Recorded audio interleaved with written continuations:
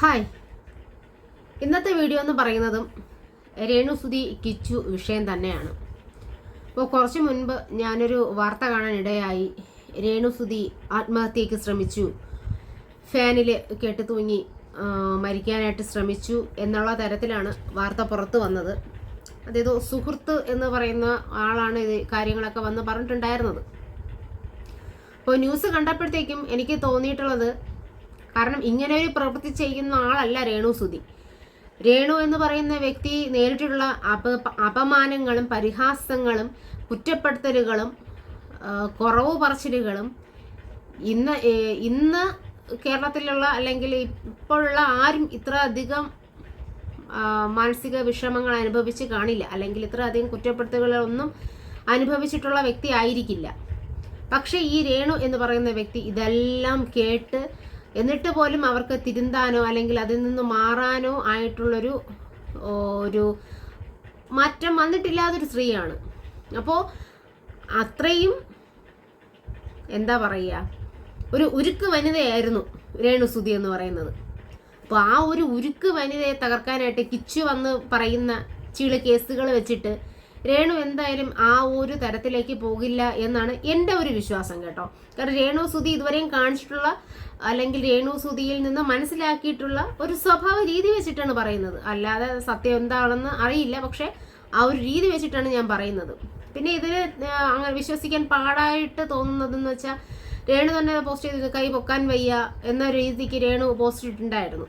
അപ്പോൾ പൊക്കാൻ വയ്യാത്ത ഒരാൾ എങ്ങനെയാണ് ഈ ഫാനിൽ കെട്ടുക?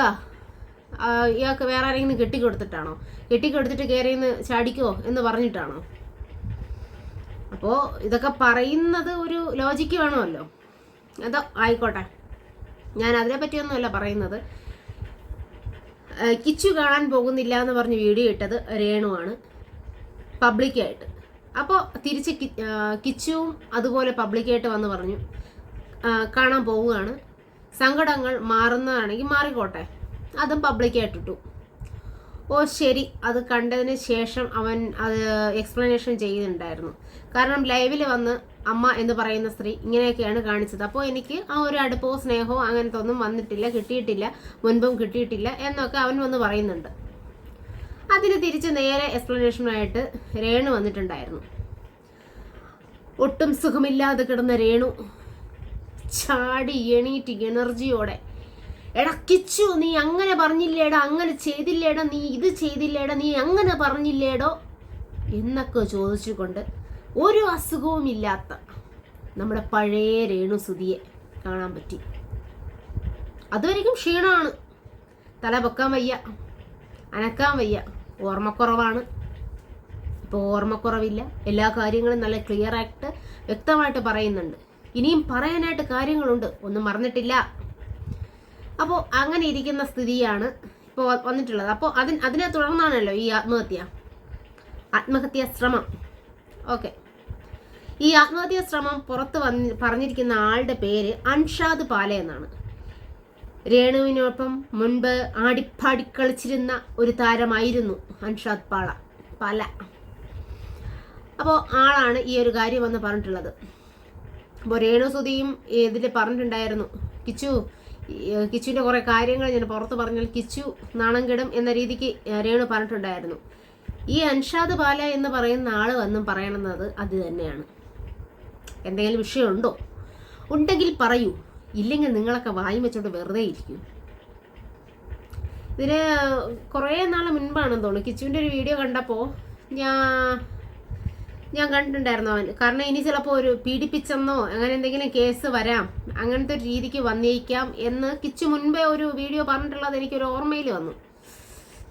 എന്തെങ്കിലും ഇഷ്യൂ വന്നേക്കാം എന്ന്. ഇനി അങ്ങനെ വല്ലതും ആണോ? എന്താണെങ്കിലും നിങ്ങൾ പറയാനുള്ളതാണെങ്കിൽ പറഞ്ഞു നിർത്തൂ. ഇല്ലെങ്കിൽ ഇത് അങ്ങോട്ടും ഇങ്ങോട്ടും ചെളിവാരി എറിയാതെ വെച്ച് അവസാനിപ്പിക്കുന്നതാണ് നല്ലത്. ചുമ്മാ എന്തിനാണ് വെറുതെ കിടന്ന് നാടുന്നത്? ആരും നല്ലവരൊന്നും അല്ല, ആരെയും വിശ്വസിക്കാനും പറ്റില്ല. ഈ സോഷ്യൽ മീഡിയ എന്ന് പറയുന്നത് എല്ലാവരും എന്ന് വെച്ചാൽ ഞാനടക്കമുള്ള കുറേ അധികം പേര് അവരുടെ നല്ല വശങ്ങൾ മാത്രം കാണിക്കാനായിട്ടാണ് ശ്രമിക്കുന്നത്. അവരുടെ വിഷമങ്ങളോ അല്ലെങ്കിൽ അവരുടെ കുടുംബക്കാർ തമ്മിലുള്ള പ്രശ്നങ്ങളോ അല്ലെങ്കിൽ അങ്ങനത്തെ രീതിക്കൊന്നും ആരും എടുത്ത് പറയാറില്ല. പിന്നെ ചിലർ ഫാമിലിയായിട്ട് വന്ന് നിന്ന് എനിക്ക് സ്റ്റാർ ആവണം, അവരിത്രയും സ്റ്റാർ ആയില്ലേ, പിന്നെ എനിക്ക് ഇവരെ പറ്റി പറഞ്ഞുകൂടാത്ത എന്താ, ആ ഒരു ചിന്ത ചെയ്യുമ്പോഴാണ് ഫാമിലിയിലുള്ളവരൊക്കെ വന്നിരുന്ന് കുറ്റം പറയുകയും കുറവ് പറയുകയും ചെയ്യുമ്പോൾ എനിക്ക് തോന്നുന്നത്. എല്ലാവരും നല്ല വശങ്ങളും അവരുടെ നല്ല ഹാപ്പി മൂഡായിരിക്കും മറ്റുള്ളവരിലേക്ക് കാണിക്കാനായിട്ട് ശ്രമിക്കുക. ഒരിക്കലും ആരും തൻ്റെ ജീവിതം അല്ലെങ്കിൽ തൻ്റെ ഫാമിലി ഇങ്ങനെയാണ് അല്ലെങ്കിൽ തൻ്റെ കൂട്ടുകാരിങ്ങനെയാണ് അങ്ങനത്തെ രീതിക്ക് ആരും നിൽക്കാറില്ല. പക്ഷെ രേണു എന്ന് പറയുന്ന വ്യക്തി നെഗറ്റീവ് പബ്ലിസിറ്റിയിലൂടെയാണ് ഫേമസ് ആയിട്ടുള്ളത്. നെഗറ്റീവാണ് അവർക്ക് വേണ്ടത്. അതിപ്പോൾ വയ്യാതെ കിടന്ന സമയത്തും രേണുവിന് അസുഖം ബാധിച്ചു എന്ന് പറഞ്ഞ സമയത്ത് രേണുവിനെ കുറ്റം പറഞ്ഞിരുന്നവർ തന്നെയാണ് ഒരുപാട് പേര് രേണുവിന് സപ്പോർട്ടായിട്ട് സംസാരിച്ചിട്ടുണ്ടായിരുന്നു. പക്ഷെ അതിപ്പോൾ 4-5 ദിവസമായിട്ട് ആ സപ്പോർട്ടെല്ലാം മാറുന്നൊരു സ്ഥിതിയിലാണ്. രേണു അഭിനയിക്കുകയാണ്, അല്ലെങ്കിൽ രോഗാവസ്ഥ ഉണ്ട്, അത് ശരി തന്നെയാണ്. പക്ഷെ എന്നിരുന്നാലും രേണു കാണിക്കുന്നതൊക്കെ ഒരു അഭിനയമാണ്, ഇതെല്ലാം വെച്ച് നിർത്തണം എന്ന രീതിക്കൊക്കെ ഒരുപാട് നെഗറ്റീവ് കമൻറ്റുകൾ വരുന്നുണ്ട്. ശരിയാണ് രേണു, നിങ്ങൾ ഒരു രോഗാവസ്ഥയാണ്, അതെല്ലാം ഞാനും മനസ്സിലാക്കുന്നുണ്ട്. പക്ഷേ നിങ്ങൾ കുറച്ചുകൂടെ ഒന്ന് നാവ് അടക്കി വെക്കാനായിട്ട് ശ്രമിക്കുക. ഇനി മകൻ്റെ ഭാഗത്തുള്ള തെറ്റോ നിങ്ങളുടെ ഭാഗത്തുള്ള തെറ്റോ അല്ലെങ്കിൽ അവൻ ചെയ്ത നല്ലതോ നിങ്ങൾ ചെയ്യുന്ന നല്ലതോ എന്തോ ആയിക്കോട്ടെ, നിങ്ങൾ നിങ്ങളുടെ കാര്യം നോക്കിയിട്ട് ജീവിക്കുക. നല്ല ഭക്ഷണം കഴിച്ച് നല്ല പ്രാർത്ഥനയോടും നല്ല ആരോഗ്യത്തോടുമായിട്ട് വീണ്ടും തിരിച്ചു വരാനായിട്ട് ശ്രമിക്കുക. ഈ തിരിച്ചു വരുന്നതും മുൻപത്തെ രേണു സുധിയായിട്ട് വരണ്ട, നിങ്ങൾ നല്ലൊരു വ്യക്തിയായിട്ട് തിരിച്ചു വരണം. നിങ്ങൾക്ക് അഭിനയിക്കണോ അല്ലെങ്കിൽ നല്ല രീതിയിൽ അഭിനയം പഠിച്ചിട്ട് നിങ്ങൾ നല്ല രീതിയിൽ അഭിനയിക്കുക, അല്ലെങ്കിൽ നിങ്ങൾക്ക് എന്താണോ താല്പര്യം അത് നല്ല രീതിയിൽ ചെയ്യാനായിട്ട് ശ്രമിക്കുക. അല്ലാതെ വീണ്ടും വീണ്ടും കുത്തുവാക്കുകളും കുറവ് വാക്കുകളും പറഞ്ഞ് കേൾക്കാൻ ഇടവരുത്താത്ത രീതിക്ക് ജീവിക്കാനായിട്ട് ശ്രമിക്കുക.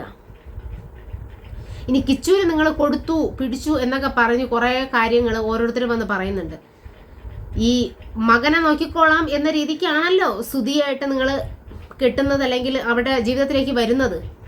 അപ്പോൾ മകൻ എത്രയോ വൃത്തികെട്ടവനോ മോശക്കാരനോ അല്ലെങ്കിൽ ജോലിക്ക് പോകാത്തവനോ വീട്ടിൽ അങ്ങനെ വാലപോലെ നടക്കുന്നവനോ അല്ലെങ്കിൽ കള്ളുകുടിയെന്നോ എന്ത് വേണോ പറഞ്ഞു, പക്ഷേ അമ്മമാരാണല്ലോ മക്കളെ നോക്കുന്നത്. എത്ര തലതെറിച്ച മക്കളായാലും അമ്മമാർ നോക്കും. ഈ നോക്കുന്നതിനാരും കണക്ക് പറഞ്ഞുകൊണ്ട് നടക്കത്തില്ല. ഇത് എത്ര ദാരിദ്ര്യമായിരുന്നാൽ പോലും മക്കൾ ചോദിച്ച അമ്മമാർ കൊടുക്കും. അപ്പോൾ ഈ കൊടുത്തതിനെ പറ്റി നിങ്ങൾ എല്ലാവരുടെ അടുത്ത് ഇങ്ങനെ പറഞ്ഞുകൊണ്ട് നടന്നതിലല്ലേ ഇപ്പോൾ ഓരോരുത്തരും വന്ന് അത് കൊടുത്തിട്ടുണ്ട് ഇത് കൊടുത്തിട്ടുണ്ട് എന്നും പറഞ്ഞുകൊണ്ട് വരുന്നത്. ഇതൊക്കെ അവന് ഇപ്പോൾ ചിന്തിക്കുമ്പോൾ അവന് മോശമായിട്ട് തോന്നുന്നുണ്ടായിരിക്കാം. ഇത് നിങ്ങൾ ചെയ്യുന്ന പ്രവൃത്തികളും നിങ്ങൾ ചെയ്യുന്ന പറഞ്ഞിട്ടുള്ള കാര്യങ്ങൾ വെച്ചിട്ടായിരിക്കാം. എന്തായാലും നിങ്ങൾ രണ്ടുപേരും അങ്ങോട്ടും ഇങ്ങോട്ടും നാറാതിരിക്കാനായിട്ട് ശ്രമിക്കുക. ഓക്കെ.